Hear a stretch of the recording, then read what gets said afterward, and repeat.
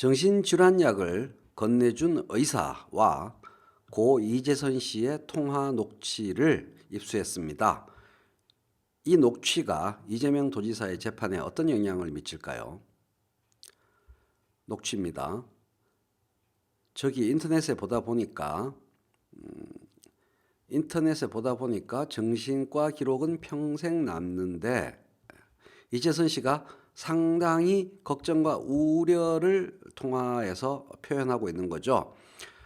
정신과 질환이 주변 사회와 사람들에게 주는 피해도 크지만 이 기록이 남으면 본인에게도 큰 데미지가 되기 때문에 걱정을 한 것 같습니다. 그런데 요새 인터넷에, 요새 블로그에 백 선생 얘기 댓글을 다는 사람들이 생겼어요. 백 선생님한테 상담해 보시죠. 이런 식으로요. 이게 뭘까요? 정신질환이 의심된다는 얘기였겠죠. 어쨌든 아니 그런데 옛날에 우리 그 부부끼리 밥을 먹고 나올 때 백 선생님이 뭔가 약을 줬는데 약을 줬다고 합니다. 이게 팩트인 거죠. 내가 이게 뭐냐 그랬더니 조증약이다. 현준호가 막 공격하고 있을 때. 그래서 왜 이딴 걸 먹냐 그런 적이 있거든. 그래서 그걸 가져와 가지고 마누라가 뭐 이런 씨발 싸움을 하면서 뭐 이런 이딴 걸 먹냐고 내가 한 번인가 그거 마누라가 하도 그러니까 먹고 버린 적이 있거든. 기억나시죠? 99년이야. 99년 정확히. 그런데 왜 그걸 나한테 줬죠? 이렇게 이재선 씨가 질문을 했습니다. 재판부도 그렇고 우리도 그렇고 똑같이 질문할 수 있죠. 왜 정신질환약을 이재선 씨에게 주었을까? 무엇을 근거로? 어떤 근거로? 백모 의사의 말을 들어보면 직접 진단하고 대면에서 깊은 상담, 진단, 문진을 안 해도 인터넷에 쓴 글만 보고서도 글이 너무 날아다니고 그랬기 때문에 이거 심각할 수 있다라고 생각을 했다는 거죠. 의사가 이 인터넷의 글만을 보고도 이거 심각한데라고 해서 이후에 보면은 이 의사가 상당히 위험한 일을 저지르는 거죠.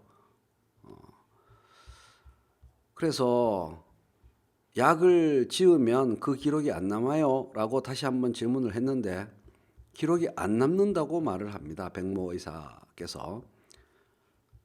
검진 기록이 없냐고 라고 재차 물었습니다. 평생 간다며 기록이 평생 남는 것에 대해서 부담을 느끼는데요. 정신과 병원에 약이 있어요. 약 이렇게 백모 의사가 말합니다. 그런데 그거 문진도 안 하고 검진도 안 하고 약을 쓸 수는 없잖아. 이 질문은 마치 뭐 문진도 안 하고 검진도 안 하고 정신질환자인 걸 어떻게 알아? 이런 질문과 비슷하게 들리죠. 백모 의사가 말합니다. 약을 조금 빼서 그냥 한번 좀 먹여보면 어떨까? 굉장히 고민이 깊었음을 알 수 있는 대목이죠.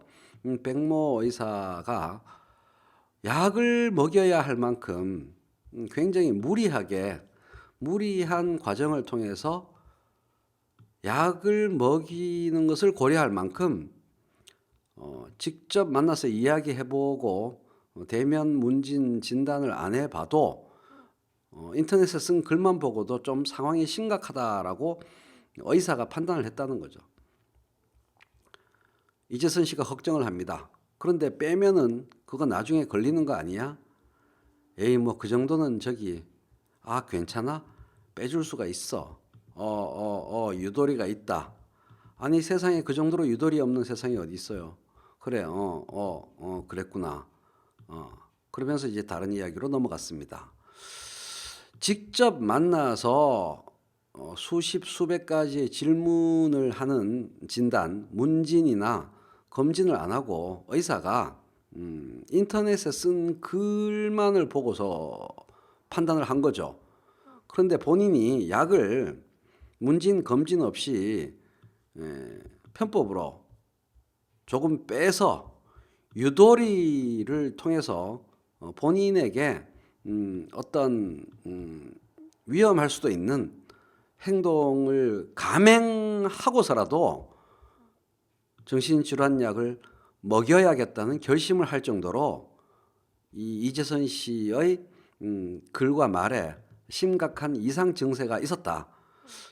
상식적으로 이렇게 판단해 볼 수 있지 않을까 싶습니다. 확인할 수 있는 사실은 세 가지 정도 같습니다. 첫째는 고 이재선 씨가 2013년 교통사고 이전부터 정신질환을 의심받았다라는 거고요.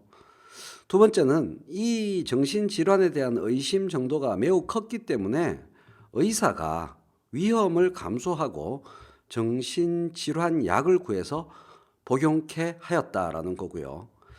이 시기에 만약에 정식으로 적절한 진단과 치료를 받았다면 2012년 당시에 이재선 씨가 성남시에서 그렇게 악화된 심각한 정신질환적 징후를 보이지 않았을지도 모른다. 이런 세 가지 사실 정도를 확인할 수 있을 것 같습니다.